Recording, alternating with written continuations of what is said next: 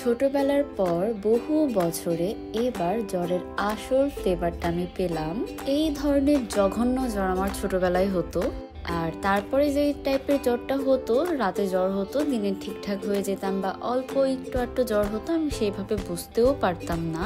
But এবার মানে কি বলবো, শরীরে ব্যথা, জ্বর, কি এক অবস্থা। তাও আমি খুব ভালো, অনেক তাড়াতাড়ি সুস্থ হয়ে গিয়েছি।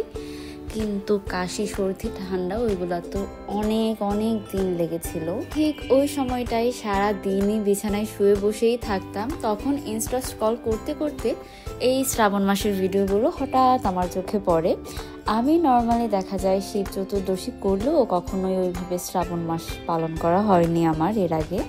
তারপরে এই ভিডিওগুলো দেখতে দেখতে আমি মনস্থির করলাম, এবার আমি শ্রাবণ মাসের 4টা সোমবারই পালন করব। এই শ্রাবণ মাসের প্রথম সোমবার, ওই দিনও কিন্তু আমার হালকা পাতলা জ্বর ছিল। ওই দিন একটু কম ছিল, তারপর দিন কিন্তু আবার বেড়ে গিয়েছিল। তবে ঈশ্বরের কৃপায় আমি ওই দিন একদম মোটামুটি পারফেক্ট ছিলাম। তারপরেই তো সকাল সকাল উঠে চলে গেলাম বাবার মাথায় জল ঢালার জন্য। আর ওই দিন ছিল একাদশী। আমি যে খুব গুছিয়ে অনেক অনেক নিয়ম পালন করতে পারি বা করি ওই রকম না, তবে যতটুকুই করে একদম আমার মন থেকে। এই তো ওই দিন তারপরে আবার ইস্কন মন্দিরেও গিয়েছিলাম, সেইখানে অনেকক্ষণ বসেছিলাম। তারপরে বের হলাম, বাইরে প্রচণ্ড রোদ ছিল, আর আমার মনে হয় এই রোদের কারণেই আমার পরের দিন আবার জ্বর চলে এসেছিল। তারপরে এই তো মেট্রোর ওইদিকে গেলাম, বিশাল ভিড় ছিল, বিশাল। কোনো মতে একটা টিকিট নিয়ে তারপরে চলে গেলাম প্ল্যাটফর্মে। এরপরে সোমবারটায় হুট করেই বাসায় চলে যাই। আর বাড়িতে গেলে তো সবকিছু একদম গুছিয়ে করতে পারি, সব কিছুই পাই। এই যে এত সুন্দর সুন্দর বেলপাতাগুলো আমাকে এনে দিয়েছে। আমি বাসায় যাওয়ার পরেই মাকে বলেছিলাম আমি কিন্তু ওই সোমবারটা আমার মতো করে করতে চাই। তারপরে মা আমার যা যা দরকার সব কিছুই গুছিয়ে দিয়েছিল। তারপরে এই তো গুছিয়ে নিজের মতো করে বাবার অভিষেক করালাম। বাড়িতে থাকলে হয় কি সব কিছু পাওয়া যায়, আর মন্দিরের ব্যাপারটা যেহেতু এইখানে আমার ওইভাবে কিছুই নেই, তাই দেখা যায় একটু হযবরল লেগে যায়। যদিও এখন মন্দিরে সব কিছুই কিনতে পারা যায়, কিন্তু আসলে স্বস্তিটা পাওয়া যায় না। অনেক মানুষ থাকে, দেখা যায় একটু ভিড় ঠেলাঠেলি ওইভাবে করতে হয়, আর একটু মন স্থির করে করা যায় না কোনো কিছুই। তবে মন্দিরের ব্যাপারটা সত্যিই অন্যরকম, আমার মন্দিরে যেতেও বেশ ভালো লাগে। আর এই তৃতীয় সোমবার যে আমি বাবার মাথায় জল ঢালতে পারবো, সেটা আমি কল্পনাতেও ভাবতে পারিনি।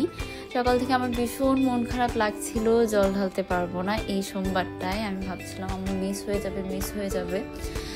তারপরে আমি একদম বললাম না, চল যাই। একদম হুট করে অবেলাতে গিয়েছিলাম মন্দিরে। তারপরে এই তো সুন্দরভাবে বাবার মাথায় জল ঢেলে বাসায় আসলাম, আর আমার মনটা এত ফ্রেশ লাগছিল ওই দিন। আর ওই দিনের পুরো ব্যাপারটা আমার এতটাই স্পিরিচুয়াল লেগেছিল, আমি কি বলবো। সত্যি বাবা যদি না টানতো ওই দিন আমার যাওয়ার কোনো কথাই না। একদম হুট করে এভাবে চলে যাব, সবকিছু এত সুন্দরভাবে স্মুথলি হয়ে যাবে, যেটা আমি কল্পনাও করিনি। আর এই লাস্ট সোমবারটা আবার বাড়িতে, সেদিনও ভীষণ রকমের শরীর খারাপ লাগছিল, তবু সব কিছু মিলিয়ে আমি শেষ সোমবারটাও সুন্দরভাবে করতে পেরেছিলাম। এর জন্য আমি অনেক গ্রেটফুল।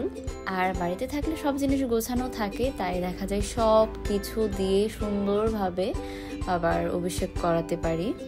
এভাবে হুট করে একদম অপরিকল্পিতভাবে আমার এবছর জীবনের প্রথম শ্রাবণ মাসের 4টা সোমবার আমি করতে পারলাম। আমার কাছে জীবনটাকে ভীষণ সহজভাবে দেখতে মন চায়, এত জটিলতা আমার একদম ভালো লাগে না। মাঝে মাঝে জটিলতার প্যাচে পড়ে যায়, তারপরে আস্তে ধীরে নিজের মনটাকে স্থির করে ঈশ্বরের পায়ে সমর্পণ করে ওই জটিলতার প্যাচগুলো থেকে নিজেকে বের করতে পারি। এর জন্য আমি ভীষণ গ্রেটফুল। যাই হোক, bye for now, see you in the next video.